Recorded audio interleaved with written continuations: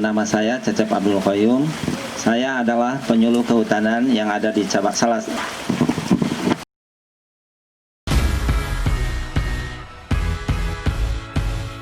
Halo sahabat CDK 1, perkenalkan saya Samara. Hari ini saya mau jalan-jalan sama ibu-ibu CDK 1. Ada Bu Rita, hai Ibu. Halo. Hai Bu Rita. Berangkat bareng-bareng bersama kameramen juga. Halo Ija. Halo. Oke, kita siap-siap ya. Oke.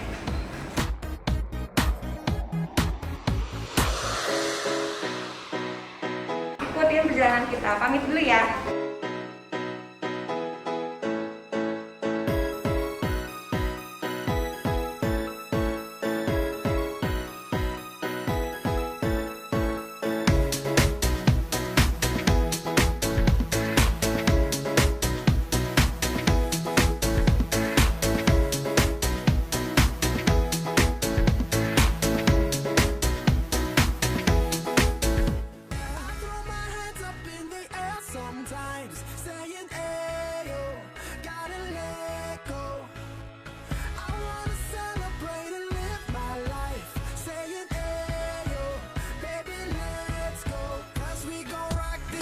Jangan-jangan kita turun disambut kalungan bunga.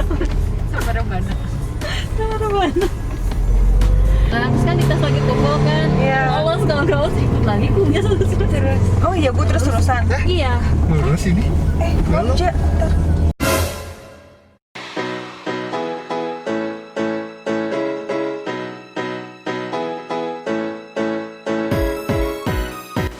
Wah, kita sudah sampai.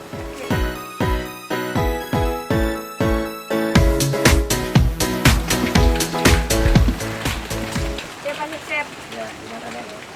Senang sekali bisa ketemu nih dari tim CDK 1 ya. Iya. Alhamdulillah. Ya, Pak Cecep. Jadi kita udah sampai di lokasi kelompok tani hutan Cijulang Asri. Kita bersama penyuluh Cabang Dinas Kehutanan Wilayah 1, Pak Cecep. Apa kabar Pak Cecep? Alhamdulillah sehat semuanya di sini ya. Ya, sehat Pak. Pak, boleh nggak diceritain sedikit tentang wilayah kerja Pak Cecep juga kelompok tani hutan di sini? Terima kasih, selamat datang Mbak Samara ya. Saya panggil Mbak aja ya. Ya, Mbak Samara dan tim dari CDK 1 yang telah datang ke sini, dan alhamdulillah kedatangan Mbak Samara ini langsung disambut dengan hujan yang meriah. Nah, sebelumnya saya ingin memperkenalkan diri. Nama saya Cecep Abdul Qayyum. Saya adalah salah satu penyuluh kehutanan yang ada di Cabang Dinas Kehutanan Wilayah 1, Dinas Kehutanan Provinsi Jawa Barat. Nah, saat ini saya bertugas di salah satu binaan saya, yang mana binaan saya itu terdiri dari 3 kecamatan ya. Yang pertama ada Kecamatan Cisarua, kemudian Kecamatan Megamendung, dan satu lagi Kecamatan Ciawi.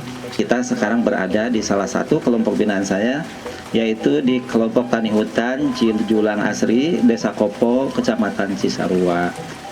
Nah, perlu diketahui juga bahwa KTH Cijulang Asri ini merupakan salah satu KTH terbaik yang ada di Jawa Barat.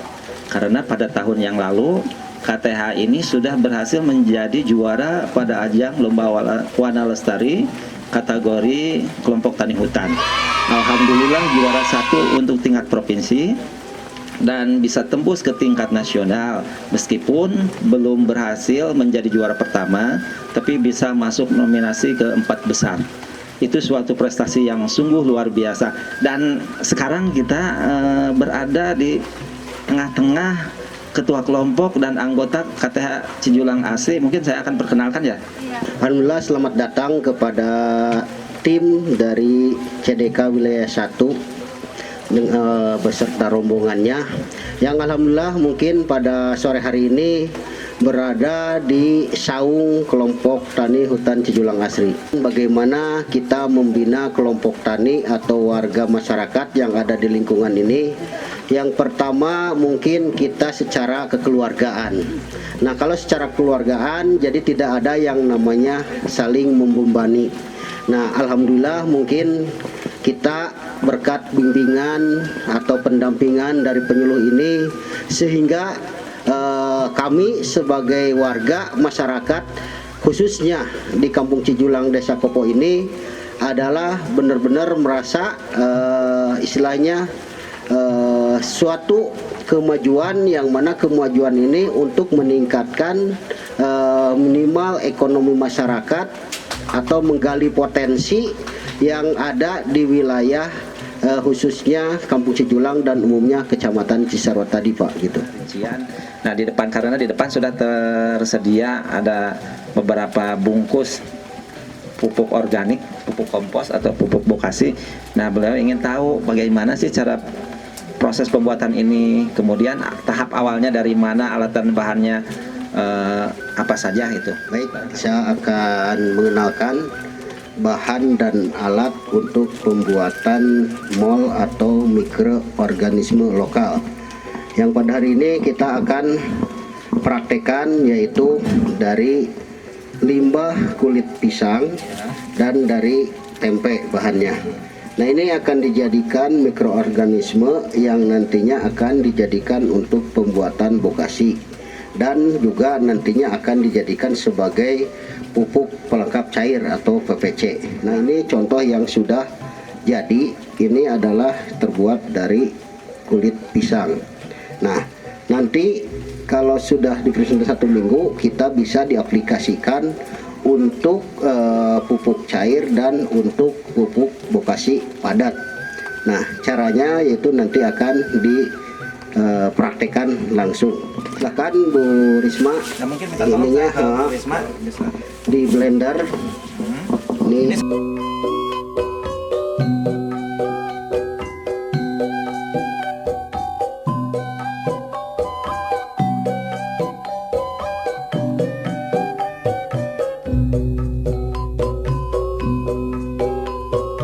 dari kulit pisang ini biasanya kandungan bakterinya ada bakteri Bacillus, juga ada adalah yang memang untuk mempermudah memperbusuk dalam pengomposan nantinya.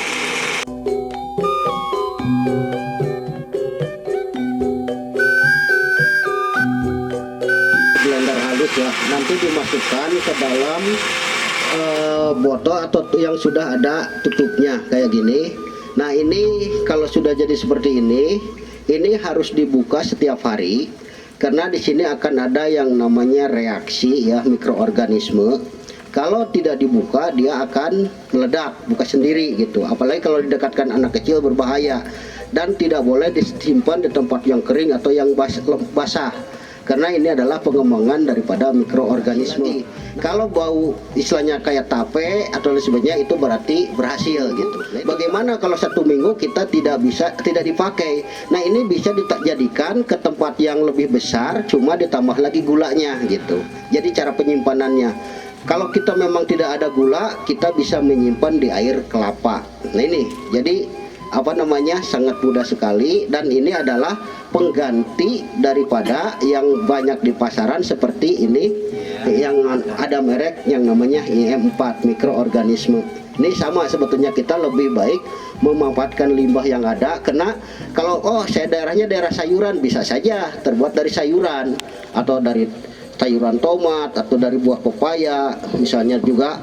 Nah di sini kita juga bisa menambahkan JPT, zat perangsang tumbuh, yaitu dengan bawang merah dan bawang putih untuk mempercepat keluarnya akar. Nah nanti bisa digabungkan.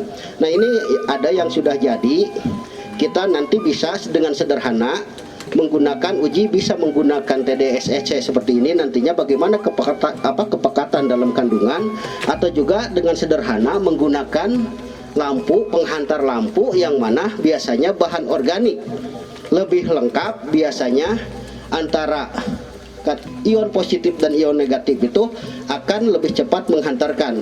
Di sini ada air bersih. Ini air bersih ini tidak nyala, berarti air bersih ini layak untuk diminum.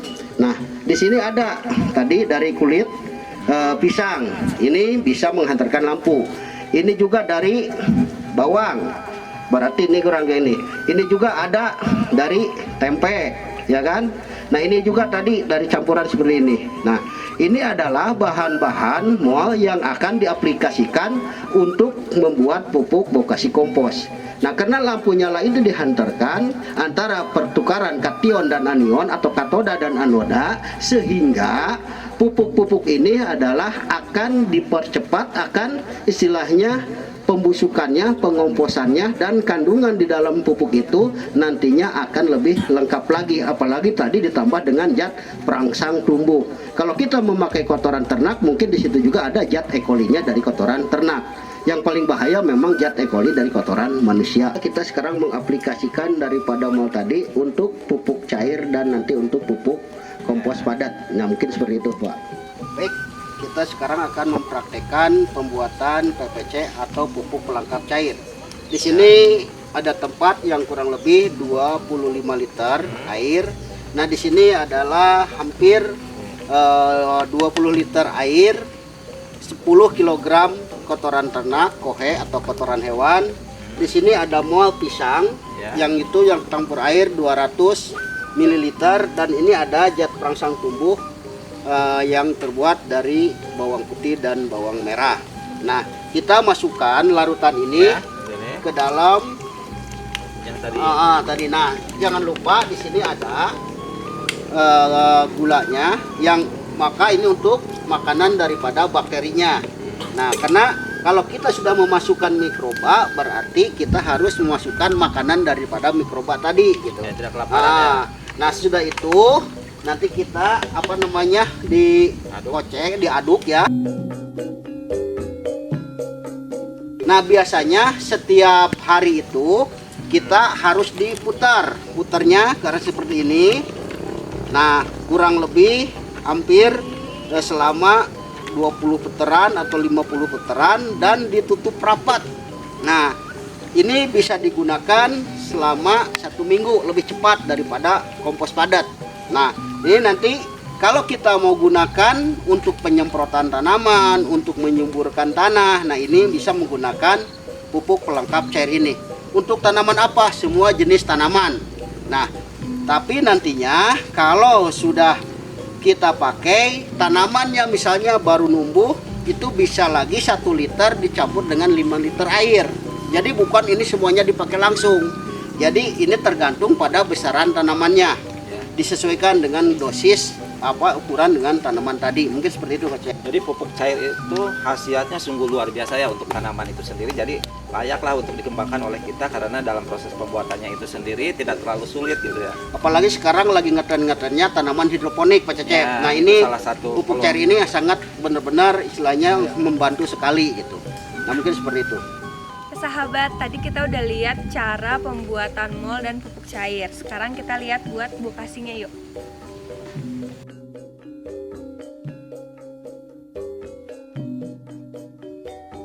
Kita sekarang sedang berada di salah satu lokasi tempat pembuatan pupuk bokasi KTH Cijulang Asri. Ayo Pak Basir. Nah baik, ini kita akan membuat bokasi padat atau kompos padat, yang mana bahan-bahannya ini ada serasa, ada limbah rumah tangga juga, ini ada kotoran hewan dan ada limbah jamur. Nah ini adalah yang sudah memang bahan-bahan ini belum kita lakukan istilahnya pengomposan. Nah ini akan dicacah, digiling menggunakan mesin APO, alat pencacah pupuk organik. Mungkin silakan Pak Tajudin dinyalakan. Ini APO, ini alat pencacah pupuk organiknya yang ada di sini.